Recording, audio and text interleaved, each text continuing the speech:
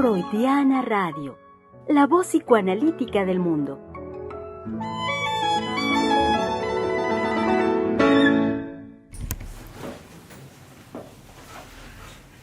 Nadie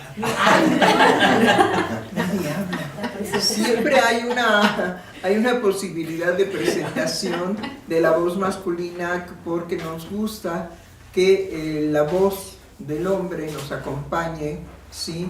Tiene su vibrato muy particular, único. Entonces, claro que sí, doctora. Regresamos a Freudiana Radio, la voz psicoanalítica del mundo, hoy miércoles 24 de septiembre. Ajá. Y el tema es, seguimos en la sexualidad del aquí y el ahora. En el aquí y en el ahora. Bueno, en el aquí y en el ahora, definitivamente estamos en una manifestación de la sexualidad humana que se ha convertido en cínica. Es decir, falta lo que ha acompañado muy adecuadamente a la sexualidad humana, falta el pudor. Entonces ahora se vale todo, ¿sí? Como si eso fuera una liberación de algo que haya sido una opresión. No, es verdad que se ha intentado en algunos regímenes, ¿sí?, oprimir la manifestación sexual. La verdad es que siempre la sexualidad se manifiesta, aunque sea oprimida, de una manera en que puede ser creativa. Porque, pues, no podemos decir que la sexualidad, por ejemplo, en el señor doctor Segismundo, no le gustaba, ¿verdad? No, sino Sigmund Freud, sí, su sexualidad haya sido corrupta o pervertida, ¿no? Y hay muchos sujetos que definitivamente no encuentran una satisfacción erótica en la perversión. Pero hay otros sujetos que encuentran una satisfacción erótica en la perversión. Y tenemos que usar el término de perversión porque ahora, ¿sí?, con la domesticación que quieren hacer del lenguaje, a partir de incluir en el lenguaje no lo femenino y lo masculino, sino las diferencias en que se puede nombrar el género, pues entonces se pierde el pudor, se pierde inclusive ¿saben qué? El encanto de la cadencia del lenguaje español.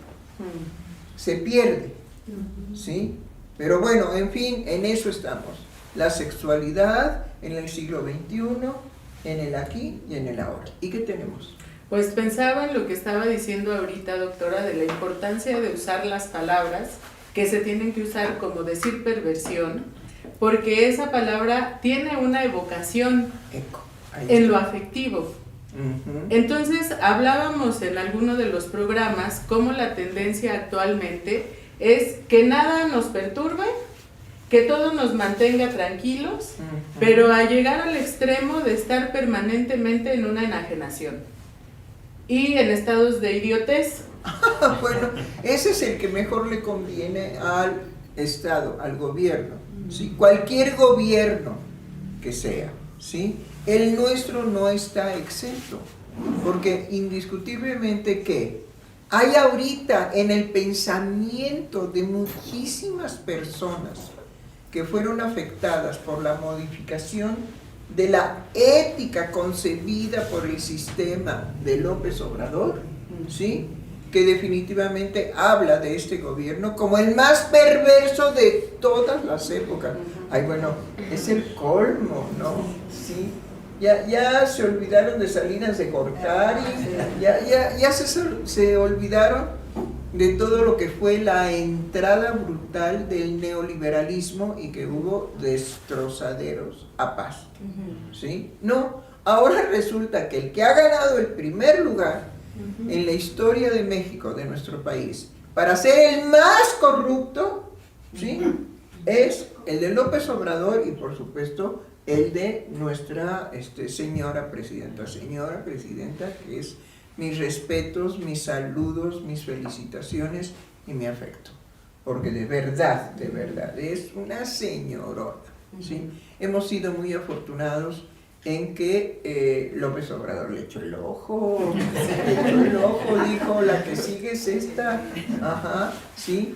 Y aunque hubo muchas, pero muchas opiniones al respecto de su esposo, que tienen que ser soportadas. ¿En qué sentido? En que es imposible que el pueblo de México, que todo lo ridiculiza, que hace verdaderamente mofa y chanza de todo lo que puede ser divertido, pero como diantres no iban a tomar, ¿sí?, la imagen del esposo de nuestra querida presidenta, pues para hacer cartel de él, ¿no? ¿Sí? Para pasearlo de aquí, de allá y de acullá. Bueno, eso está, digamos, sobrevalorado. El que se haga ese tipo de cosas es en todo el mundo de diferente manera, porque la comicidad es cultural, ¿sí? Lo cómico es cultural. Bueno, ¿qué tenemos entonces para ahora, Gaby? ¿Usted trae algo? Sí, doctora, de los trabajos que hemos estado realizando al respecto de, sí, bueno, de entrada de lo complejo de cómo poder ir introduciendo la sexualidad en el campo psicoanalítico, de esos rasgos finos que son muy complicados de entender. Hemos estado trabajando al respecto de la escisión del yo. Bueno, eso es importantísimo, eso es nuclear, eso es central. Es más, les puedo anunciar que si logramos llevar a cabo por lo menos el curso o los cursos sobre sexualidad, que podrían ser, digamos, esta parte del año y también el año próximo, porque la sexualidad es inagotable, ¿sí? Por más cursos que se dé, por más sexólogos que aparezcan, por más, digamos, enemigos de Freud, ahora que hubo la conmemoración de su muerte, después de 86 años de la muerte de Freud, Freud está vivo, Freud está vigente, Freud está activo, Freud está en el pensamiento de muchísima gente en todas partes del mundo, ¿sí? Y levanta las mismas ámpulas que levantó en su época. O sea, siempre el psicoanálisis lleva a cabo una sentencia que San Ignacio de Loyola pidió para los jesuitas cuando iba camino a Roma. Se le aparece Jesús Cristo y le dice: ¿qué anhelas, qué deseas para tus jesuitas? Que siempre sean perseguidos. ¿Pero cómo? Es que eso es lo que nos mantiene, miren, giritos. Entonces, entre más contras haya de Freud, pues más vigente está, porque quiere decir que en el odio, que en la insatisfacción, que en análisis poco serios, en fin, etc., se trata de deteriorar a Freud. Porque sí, ¿por qué? Porque sí, ¿por qué? ¿Sí? Las justificaciones sobran, porque fue un hombre que se permitió, ¿sí?, comprometer su vida en una forma de creación que no se ha repetido, que definitivamente no se ha repetido. Y como no llenan las condiciones, ¿sí?, de los retrasados mentales, entonces te pegamos. Bueno, ni modo, dijo un zancudo cuando volar ya no pudo. ¿Qué creen? Las patas se le encogieron, el cuello se le hizo nudo. Ni modo, dijo un zancudo. Bueno, y entonces la decisión del yo. Sí, y bueno, justo hablando de lo complejo, en el trabajo del esquema del psicoanálisis, que además tiene una importancia vital en cuanto a toda la obra freudiana, primero porque es su último trabajo en vida, bueno, sí. Agónico, ya. Qué bueno que fue en vida. Bueno, lo que quiero decir es que replantea y cuestiona. Es que espérenme, a Gaby se le ha parecido Freud. Entonces ella dice, bueno, ¿cómo digo? ¿Cómo distingo? Que el muerto se me ha parecido, o como se dice en México, se me subió el muerto. Entonces tiene que ratificar que es en vivo. Sí. Y bueno, en ese trabajo también es verdad que tiene que tomar saliva, que tiene que pasar por ahí y luego continuar. Adelante. En ese trabajo que va replanteándose y cuestionando pues absolutamente toda su obra. Sí. Hay un párrafo en el que habla justamente de la decisión del yo, que a mí me pareció muy importante porque justamente habla de esa característica que se da en la psicosis, que se da en el fetiche y que se da en la neurosis. Entonces yo dije, bueno, hay que buscar pues casi la cualidad que permite que a partir de ese punto de una escisión se desencadene una psicosis, se desencadene una neurosis. Una perversión. O una perversión. ¿Me permite leer el Sí, párrafo claro, que por encontré? Me supuesto, pareció cómo muy no, bueno. adelante. Dice, si hasta aquí tuvimos que insistir una y otra vez en que el yo debe su génesis, así como los más importantes de sus caracteres adquiridos, al vínculo con el mundo exterior real. ¿Ven? Es decir, es una visión del yo que no es filosófica, pero que colinda, no es de la filosofía que Freud crea ese yo, no, colinda lo psíquico, por supuesto, con el pensar filosófico. Pues si el pensar filosófico es del ser humano. Y bueno, ¿qué encuentra Freud en el pensar filosófico? Una erotización intensa que permite precisamente la creación en la filosofía, pero también la develación para Freud en relación a la sexualidad humana. Bueno, wow. Sí. Dice, estamos ya preparados para el supuesto de que los estados patológicos del yo, en los que él vuelve a acercarse en grado máximo al ello, se fundan en una cancelación o en un aflojamiento de este vínculo con el mundo exterior. Ahí está. Esa es la condición. A partir de ahí vamos a ver cómo se desencadena o qué factores son para gestar la psicosis, la neurosis, la perversión, pero ahora sí que este punto de origen del yo es medular en lo psíquico. Pero vean qué poder y qué concepción de lo psíquico. Sí. Resulta que el yo de la filosofía, no, ese es eterno y racional. Punto y se acabó. Exacto. Pero este yo es capaz de retraerse de la realidad objetiva y encontrar en eso una experiencia de vida inigualable. Y puede ser, digamos, muy angustiosa cuando no permiten en la psiquiatría que el psicótico delire porque suspenden el delirio, que es una respuesta de estabilización del estado psíquico en la psicosis. Lo reprimen, es decir, lo impiden por medio de los fármacos y el psicótico se agrava. Sí. Pero bueno.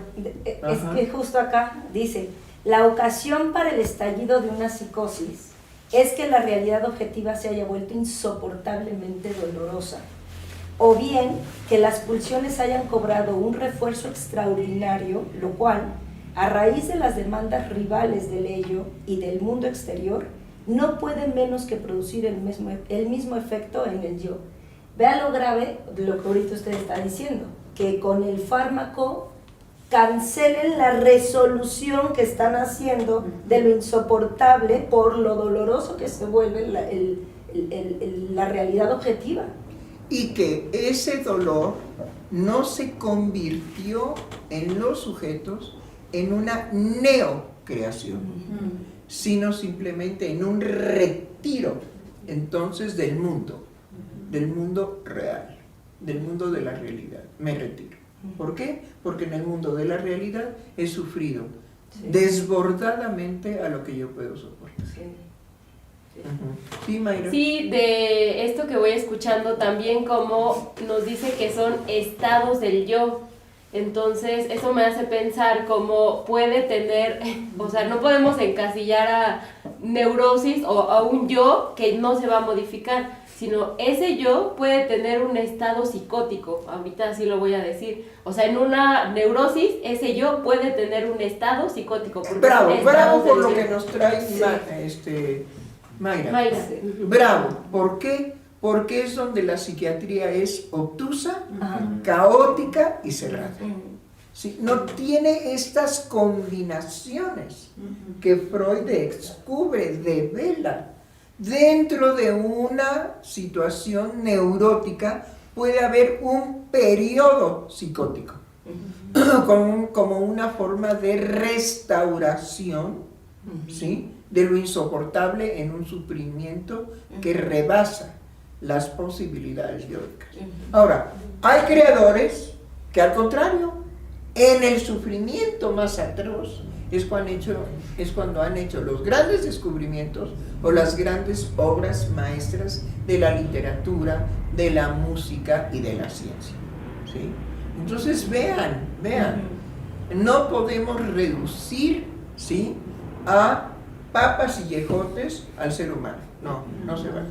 Aunque marca la diferencia. ¿Sí? No nos corresponde.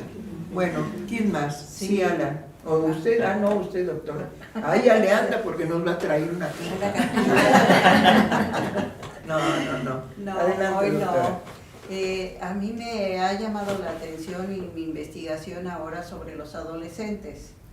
Mi experiencia con adolescentes en el ámbito de la justicia, de los delincuentes, pero adolescentes, hay una intensidad erótica no estudiada, doctora, ni tampoco tomada en cuenta por los, no se les llamaba jueces, eran consejeros, los adolescentes. Cometían una infracción que está dentro del Código Penal. Entonces me hizo esto recordar que toda esa carga erótica que tienen los adolescentes y al cometer, es decir, al pasar al acto, ¿sí?, en una violación, en un homicidio, inclusive en el robo, robarle a aquel que lo que yo no tengo o lo que yo no puedo conseguir. Y no es el objeto, no es la cantidad, no es el carro último modelo, no es la mujer que más bella y hermosa, tampoco es eso, pero eso después es que se dan cuenta que eso no era lo que querían robar o lo que robaron. Y eso es hermoso. Sino es, digamos, la posibilidad en la adolescencia de la realización de la intensidad de la pulsión sexual debida en el adolescente, que tiene sus consecuencias no debidas, sino mortales.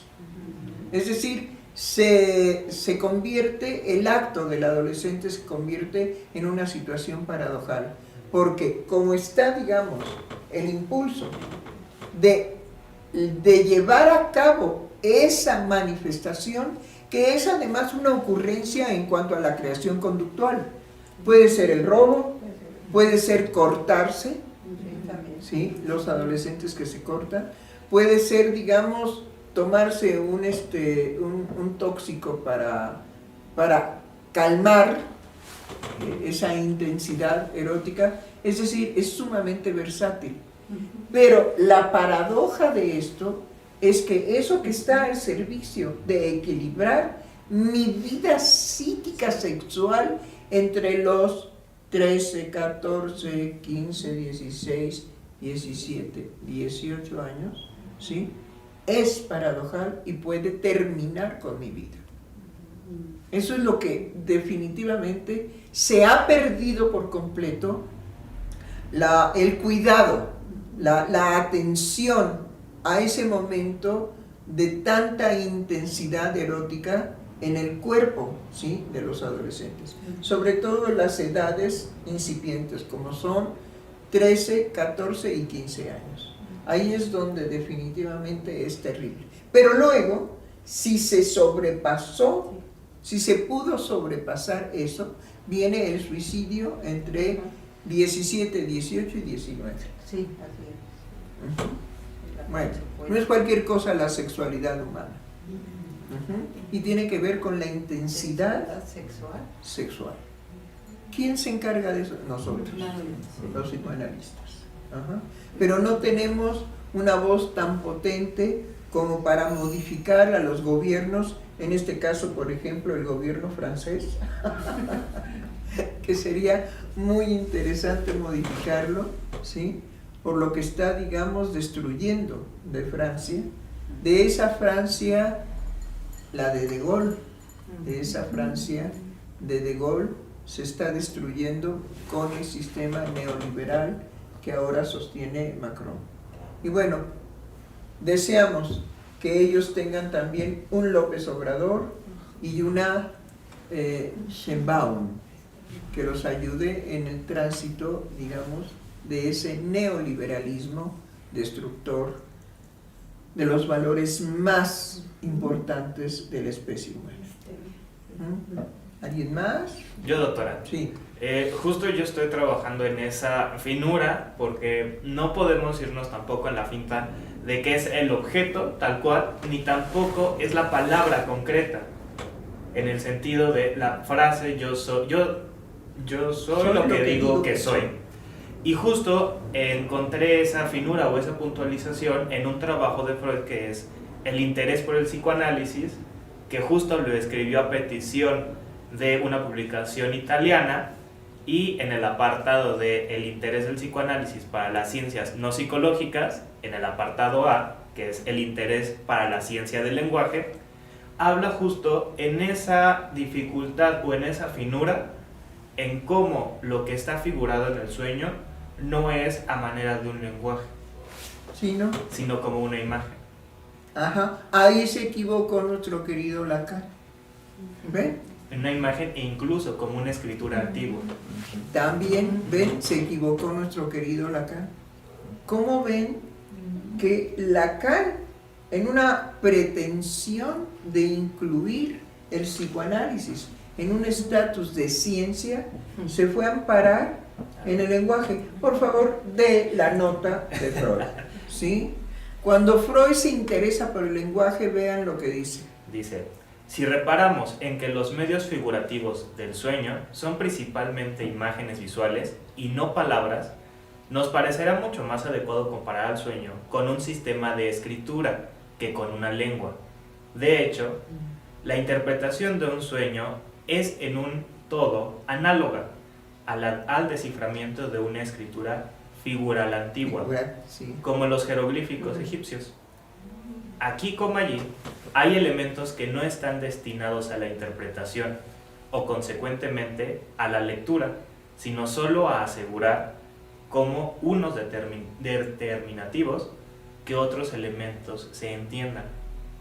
Entonces, saber eso último, es decir, no está en el lenguaje onírico, ¿sí? No está la palabra, ¿sí?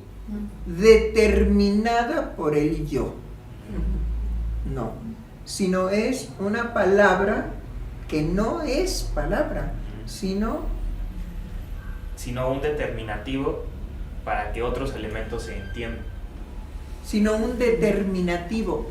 Lacan ahí se durmió.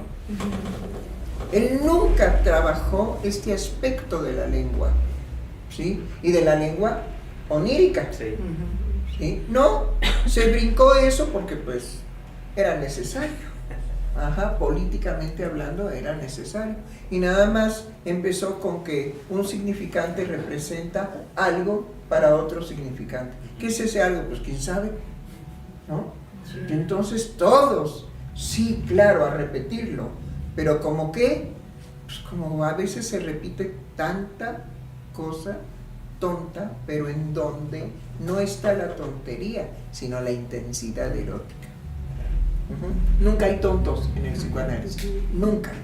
Nunca hay inocentes en el psicoanálisis. Nunca podríamos, ¿sí?, quitarle la ética de la culpa a los analizantes, porque el que no tenga sentimiento de culpa es canalla. Y afortunadamente los canallas no van a análisis.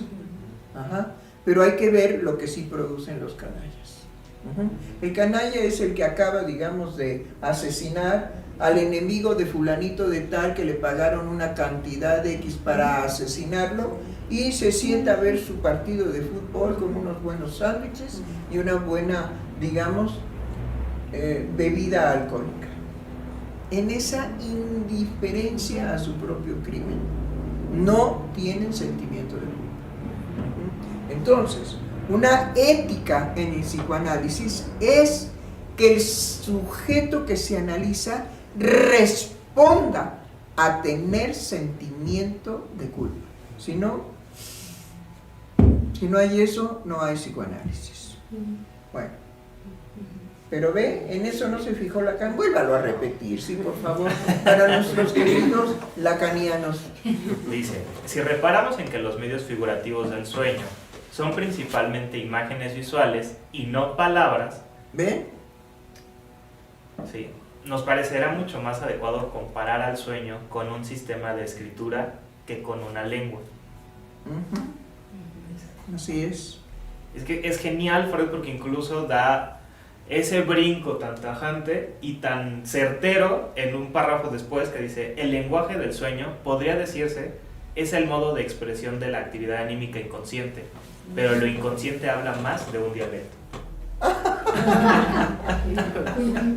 Así es. Es decir, cómo Freud sí puede, no Lacan, pero cómo Freud sí puede jugarse en la paradoja. Sí. Y cómo puede decir, no se trata de una lengua, y después dice, es la lengua de los sueños. No, ese es Freud. Pues somos freudianos de hueso colorado, ¿verdad? Nos fascina. Bueno, muy bien, pues muchas gracias por eso. ¿En qué vamos? ¿Hay comentarios? No, aún no. No tenemos comentarios. Muy bien. En el grupo que nos acompaña, ¿algún comentario, alguna participación? Sí, adelante. Sí, en cuanto a esta consideración freudiana del yo, a mí me parece que es impactante cuando uno lee el yo y el ello, porque justamente ahí es en donde dimensionamos la decisión del yo, en tanto a todas las operaciones a las que tiene que realizar el yo, pero sobre todo porque está señalando algo de fondo Freud en el yo y el ello, que es, bueno, el yo y el ello es una continuación de más allá del principio de placer. Entonces en el yo y el ello es justamente cómo ese más allá del principio de placer, que va a ser dinámico en el yo, y que el yo justamente se las va a tener que ver con eso mortífero de sí mismo, que está pues, justamente en la vivencia de todo ser hablante, por así decirlo, pero simultáneamente tiene que hacer muchas más operaciones, en tanto a que tiene que vérselas con el lenguaje, tiene que vérselas con los requerimientos de la realidad, tiene que vérselas con las demandas del superyo, tiene que vérselas con aquello que ello quiere realizar como satisfacción erótica. Entonces, pues digo, nada más de dimensionar eso, pues cómo no pensar un yo que está escindido, que está completamente dividido, y aún así opera, ¿no? Y aún así bueno, es que gracias a su división opera psíquicamente, exacto. No opera racionalmente. Es decir, todo esto es para diferenciarlo de manera radical de la concepción racional del yo de la filosofía. Y conste que no estamos en contra de la filosofía, sino todo lo contrario. Sí, que esa es la genialidad de Freud, porque nos dice es un yo que es inconsciente y que la conciencia sería acaso una cualidad psíquica que puede o no tenerla. Además. Es que eso es un universo. Bueno, y nosotros lo corroboramos cotidianamente. Sí. ¿Con qué nos topamos en la vía pública, en los transportes? Con una cantidad de locos. Uno dice, ¡ay, nana! Y es por eso, porque esa división puede ser racional o carecer de toda razón.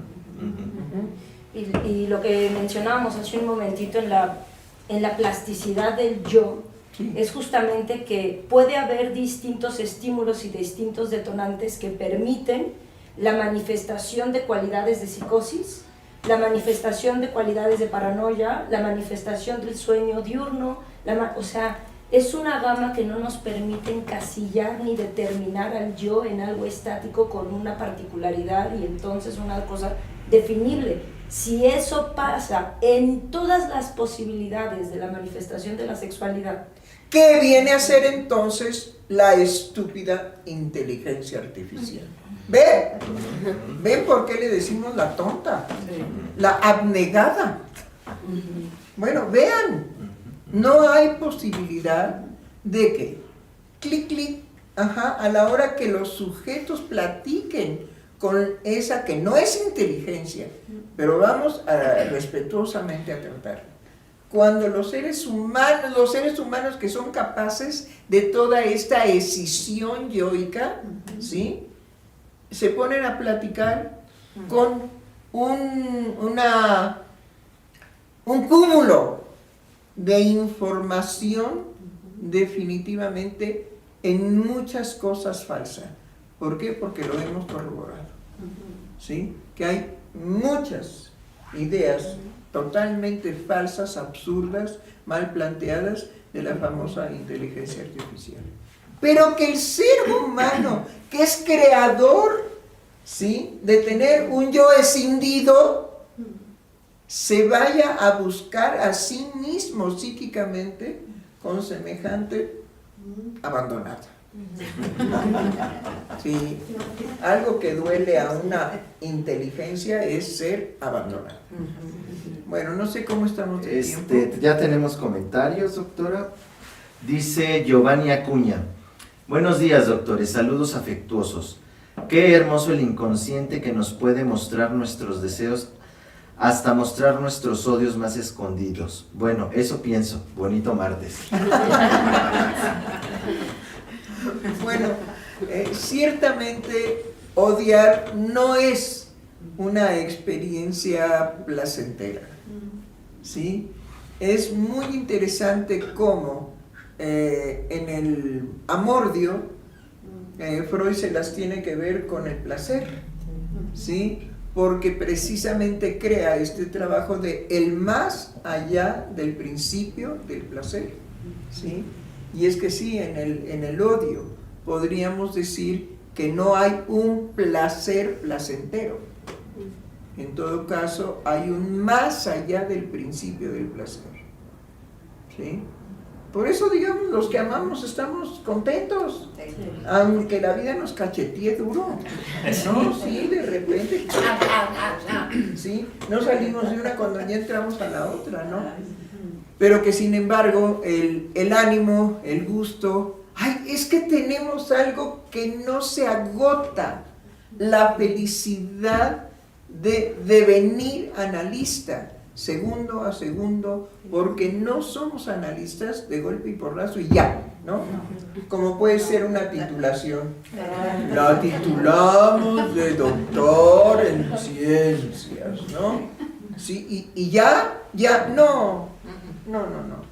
El psicoanalista es un sujeto que está en la cuerda floja todo el tiempo y desde ahí se construye, fracasa, se construye, fracasa, se construye y se construye y se construye hasta su muerte. Sí, Omar, más comentarios. Tenemos otro comentario más de Jaime Chávez García. Sí. Dice: diferenciar entre el yo y el ello como cualidades entre las dos instancias psíquicas humanas. ¿Y qué se diga hoy de la IA? No, sí, es que miren, en la juventud actual, porque la juventud actual es de los 50 para abajo, ¿sí? Entonces, en la juventud actual, verdaderamente todo lo que se puede decir al respecto de la IA, no, es divertidísimo, pero hay sufrimiento humano tan intenso, tan brutal, que algunos sujetos platican con la IA como si se tratara de una persona que los escucha. Cuando, bueno, ahí hay una psicosis, ¿sí o no? Sí. Solamente un estado psicótico permite creer que la IA es una persona que me escucha. Pero ¿y qué? Ya en la actualidad andar con el título de psicótico, pues ya no es ningún problema, ¿no? Es como los taxis cuando antes traían su nota, su anuncio de libres, ¿no? Libre. ¡Ay, voy a tomar un libre! ¿No? Bueno, y traían su título. Así la psicosis actúa. ¿Sí? Oigan, soy psicótico. Sí, ya sabemos, no hay ningún problema. Antes era un verdadero insulto. Estás loca. ¡Qué fascinación! Bueno, pero era un insulto. ¿Sí? ¿Por qué? Porque estar loca es una forma de desacreditar al otro en cuanto a lo que dice. ¿Sí? Nosotros no desacreditamos lo que el otro dice, ¿sí? hasta la negación más radical de su ser. No lo contradecimos, lo reconocemos. ¿Y bien? ¿Cómo andamos de hora? Son las 12:45, doctor. Las 12:45. ¿Qué trae usted ahora? Pues además, en esta línea de la inteligencia artificial, estuve leyendo cómo funcionan las aplicaciones que son las asistentes que la hacen de terapeutas. Las aplicaciones que son las asistentes de que la inteligencia hacen. artificial que la hacen de terapeuta. ¡Ay, genial, divertidísimo! A ver. Bueno, hay una cuestión en lo que yo me quedé pensando, porque lo que hace el algoritmo es identificar el lenguaje que uno utiliza. Claro. Las palabras más recurrentes, la forma de hablar, y entonces el algoritmo, para hacernos sentir empatía, va a usar nuestro propio lenguaje. Cuando yo leí eso, dije, eso es enloquecedor. Sí es. Empezar a escucharse uno mismo en una repetición de lo que dice, dije, bueno, eso a mí no me calmaría para nada. No, me alteraría y me confirmaría que cada vez estoy peor. Sí, porque creo que en el análisis lo que uno vive es que hay una intervención de un otro. Exacto. Que a uno lo lleva a decir, eso yo nunca lo había pensado. Así es. Y es una experiencia, bueno, que nos lleva al análisis, al análisis puro. Esa repetición que se hace en la inteligencia artificial, a mí a donde me dirigió es a pensar en esa producción de las nuevas psicosis que usted nos había dicho, sí, que iban a empezar a surgir. Claro, por supuesto. Tiene que haber una novedad en la psicosis, ¿sí? Pero cuánta, ¿cómo podríamos decir? Necesidad de que lo psíquico tenga un aterrizaje en la escucha amorosa de un otro, que son capaces de ir a platicar con la IA. Y que la IA, bueno, pues pobre IA. Sí, porque pensaba en el texto de la escisión del yo en el proceso defensivo, sí, cómo se da a través del delirio, bueno, esa división, o se puede dar también en el sueño. Sí, por supuesto. En el sueño digamos, forma parte del estado de la conciencia en el estado de dormir. ¿Cuál es el estado de la conciencia en el sueño? Es un estado de dormir. Sí, y me llevaba a pensar en esto artificial, en cómo eso va a ingerir en lo psíquico para producir esa nueva forma de psicosis.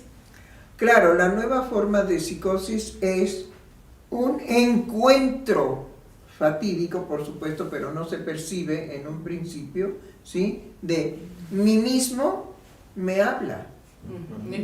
Mí mismo, ya no hay un otro. Ya no hay un otro que me ponga en falta. Ya no hay un otro que me marque una diferencia radical. Ya no hay.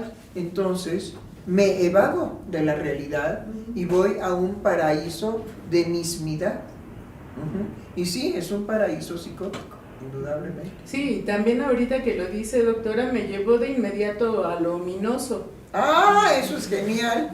Un paraíso misminal, ¿sí? Que nos lleva precisamente a la intensidad de lo ominoso. Dígalo. Sí, es lo terrorífico, lo que produce un horror en lo más familiar. en lo más familiar, en lo más íntimo, en lo más cotidiano, en lo familiar es lo propio de mí mismo, me horroriza. Ahora, cuando se presenta esto en una imagen, para aquel que lo ve una monstruosidad de sí mismo. No puede ver una belleza. Y eso es precisamente lo que señala Freud en relación a la estética. Si la estética se inclina única y exclusivamente por lo bello, olvida la monstruosidad que se presenta en lo ominoso. Sin embargo, ¿qué es de lo que se hace cargo el psicoanálisis? De la monstruosidad, de lo ominoso, que le da una información única al respecto de que lo más familiar, vivenciado, manejado, tratado de esa manera, indudablemente que produce un monstruo que, por favor, alguien, el octavo pasajero y todo lo que nos han presentado, se quedan chicos al impacto de verse a sí mismo creado por mí mismo en una experiencia de monstruosidad en donde eso soy yo. Sí. Me hace recordar un caso de Freud donde toma lo ominoso en la omnipotencia del pensamiento, que también ya aquí lo había mencionado la doctora Aguilar. Y bueno, de este caso lo que sucede es que es un paciente que antes de llegar con Freud va a una cura de aguas, entonces en ese lugar lo hospedan en una habitación que queda cercana a la habitación de una enfermera, entonces entabla una relación con ella. Cuando por segunda vez, bueno, y él atribuye su mejoría a la relación con la enfermera, no a las aguas. Entonces, cuando va una segunda vez a esta clínica, pide la misma habitación y le dicen que no, que ya está ocupada, y él desea, bueno, le dicen que hay un profesor que está utilizando esta habitación y él desea que esta persona dice, ojalá se muera de un ataque. Entonces, 14 días después, se entera que este profesor que estaba en la habitación que él antes había utilizado, se muere de un ataque de apoplejía. Entonces, Freud nos dice cómo, pues sí, en su paciente, que es un neurótico obsesivo, se presenta lo ominoso de creer que eso que él pensó, pues se cumplió. Y dice, todavía sería más ominoso que hubiera sido, que el tiempo entre lo que el deseo y lo acontecido hubiera sido menor. Pero pues sí, aún así la experiencia fue de ominoso porque su deseo se vio cumplido. Y ojo, no es el deseo que se cumple, sino es precisamente el cómo se liga un pensamiento con una circunstancia. Pero nosotros tenemos la magia precisamente para eso. Para nosotros no es una circunstancia que se une a nuestro deseo, no, sino nuestro deseo se cumple. Sí. Somos omnipotentes. Sí. Sí, yo creo que ahí también lo que no se puede reconocer es pues el odio intenso que sintió en ese momento, que ahorita lo relacionaba pues sí con eso propio, o sea, con eso... Ay, ¿cuál es la familiar. Familiar, con eso familiar. Sí, pero que la misma persona no ha reconocido de sí mismo. No, sí lo reconoce. Lo reconoce que es él mismo, pero lo reconoce como un deseo que se cumple por ese deseo propio de él. Entonces, bueno, la omnipotencia ahí del yo, ¿cuál es decisión del yo? Ni que nada, tengan cuerpos, ¿no? Sí. Es decir, es una omnipotencia gigantesca. Ahora, generalmente cuando eso sucede, hay una situación persecutoria muy angustiante en el sujeto que logra, por medio, digamos, de esa posibilidad, encontrar que su deseo es omnipotente. ¿Sí? Terminan mal. Sí. Bueno, pues creo que estamos llegando a la hora del final de nuestro programa de hoy. ¿Miércoles qué? 24. Miércoles 24 de septiembre. Pues nos estamos despidiendo y nos vemos la próxima. Claro que sí.